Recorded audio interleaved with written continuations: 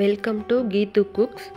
இன்றைக்கி நாம் பூரிக்கு பிசைஞ்ச மாவு மீந்து போனதுனால அதில் ஒரு ஸ்நாக்ஸ் செய்யலான்னு பிளான் பண்ணேங்க.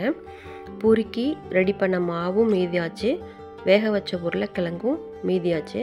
ஸோ அதை ரெண்டையும் வச்சு புதுசாக ஒரு டிஷ் ரெடி பண்ணலான்னு சொல்லிட்டு பிளான் பண்ணேன். மீதி இருந்த உருளைக்கிழங்க நான் நல்லா நைஸாக மசிச்சு எடுத்துக்கிறேன். நல்லா ஸ்மாஷ் பண்ணிட்டோம்னா ரோல் வைக்கிறதுக்கு ஈஸியாக இருக்கும்.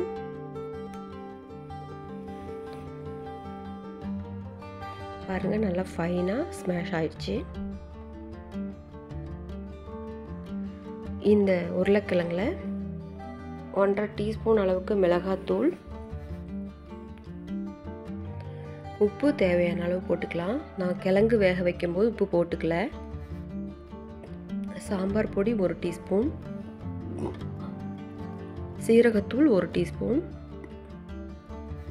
சீரகமும் 1/4 டீஸ்பூன் அளவுக்கு நான் சேர்த்துக்கிறேன். மிளகுத்தூள் 1 டீஸ்பூன் அளவுக்கு சேர்த்துக்கிறேன். எல்லாத்தையும் கெட்டியாக கையிலே நான் பிசைஞ்சு விட்டுக்கிறேன். இதிலே மல்லித்தலை நறுக்கி கொஞ்சம் சேர்த்துக்கிறேன். அதையும் சேர்த்து பிசைஞ்சிக்கலாம்.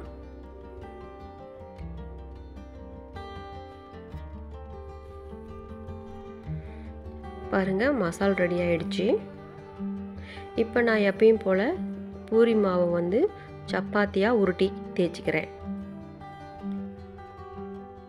பாருங்கள், தேய்ச்சாச்சு. இதுக்கு 2 சப்பாத்தி தேவைப்படுது. ஸோ ஃபஸ்ட்டு ஒன்று நான் தேய்ச்சிக்கிட்டேன்.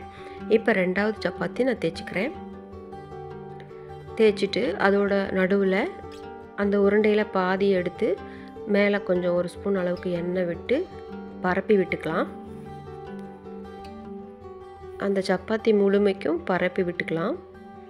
பாருங்கள், பரப்பியாச்சு. ஈவனாக பரப்பி விட்டுட்டு மேலே இன்னொரு சப்பாத்தி வச்சு கவர் பண்ணி மேலே ஒரு தேய்ச்சிக்கலாம்.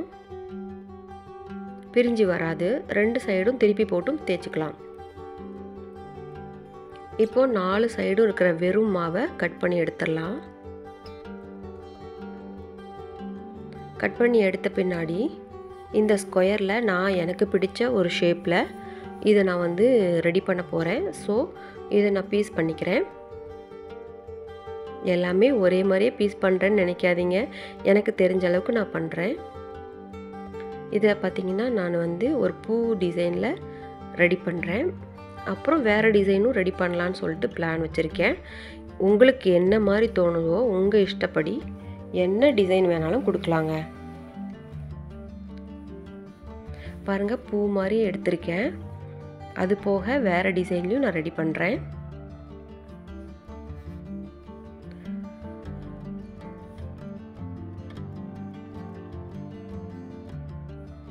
நான் என்னோட கற்பனைக்கு தகுந்த மாதிரி குட்டி பப்ஸு, ரோலு, தட்டை மாதிரி, உருட்டை மாதிரி, பிஸ்கட் மாதிரிலாம் நான் ரெடி பண்ணியிருக்கேன். அதெல்லாம் ரெடி பண்ண பின்னாடி ஒரு கடாயில் தேவையான அளவுக்கு எண்ணெய் விட்டு ஒவ்வொரு பீசஸாக போட்டு திருப்பி விட்டு வேக வச்சு எடுத்துக்கலாம்.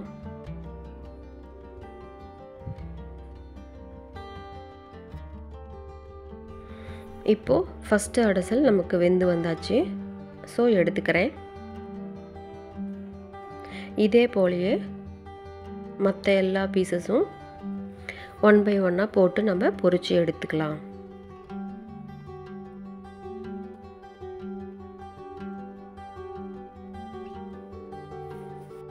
இந்த ஸ்நாக்ஸு டோட்டலாக ஒரு 15 மினிட்ஸில் நான் ரெடி பண்ணி எடுத்துட்டேன். சும்மா சிம்பிள் ஒர்க்கு தாங்க. நீங்களும் வீட்டில் செஞ்சு சாப்பிட்டு பார்த்துட்டு உங்களோட கருத்துக்களை பதிவு பண்ணுங்கள். இந்த வீடியோ பார்க்குற அத்தனை பேருக்கும் என்னோட நன்றி. அடுத்த வீடியோவில் சந்திக்கிறேன். பாய்.